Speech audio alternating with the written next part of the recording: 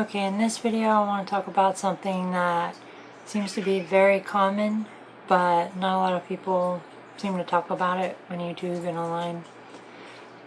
And that's being in a relationship with somebody who's anti-gun, or one person's anti-gun and one person's pro-gun. Now, I happen to be married, and she is, or at least was, extremely anti-gun. And I, of course, am extremely pro-gun.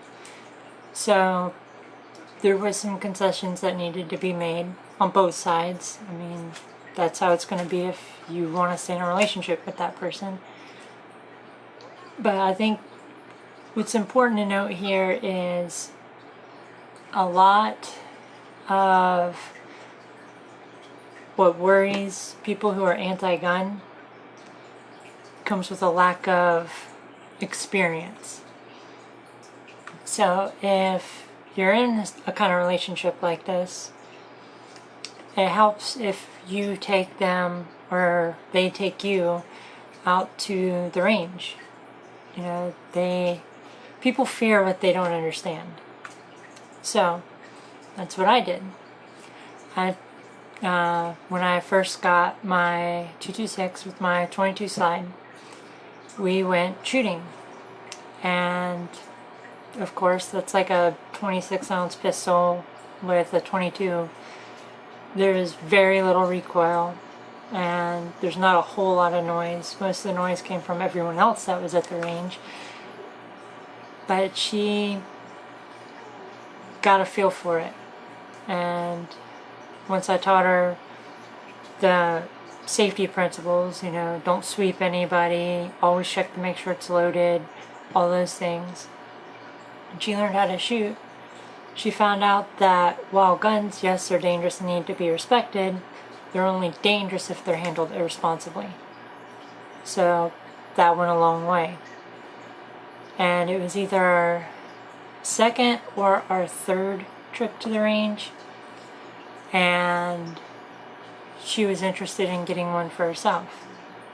So I took her and she picked out SR-22 to have as her gun.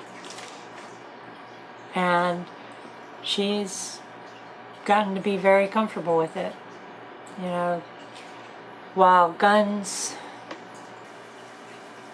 it can't always be life and death when you're trying to explain the importance of guns and how it's a good idea to have them around and all that stuff that us pro-gun people do.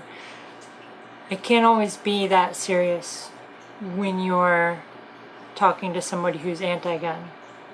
I mean, yeah, all those are good, logical reasons, but that fear will still remain.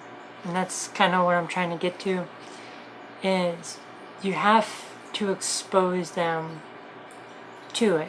You have to bring them in on the culture, and so they can see that, you know, all guns are not evil. Matter of fact, no guns are evil. And the people, most people, 99.9% of people who own guns are not evil either.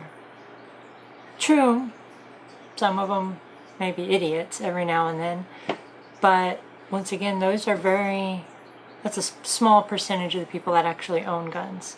Most of them are just cool people, you know? They're just normal people that took an interest in guns for protection and as a hobby, and that's what they do, and it's not a big deal. So the overall point to this is, if you're dealing with this, or you know somebody who is dealing with this, try to make the person that is anti-gun as comfortable as possible. Now, I understand that their view of that is going to be no guns at all, but you really need to bring them in and show them that as long as you're safe, it's safe. And they do play an important role. You know, once upon a time, my wife would never have thought to go to a gun if something bad was happening. And Now she knows how to use one. She owns one. She knows where it's at. And if need be, she'll use it. And I guess that's all we can hope for as pro-gun people, is to make people more aware of the recreational and the more serious aspects of it. So if you found that insightful, please let me know in the comments. Always appreciate a little bit of support. If you like this type of content, feel free to subscribe and stay tuned.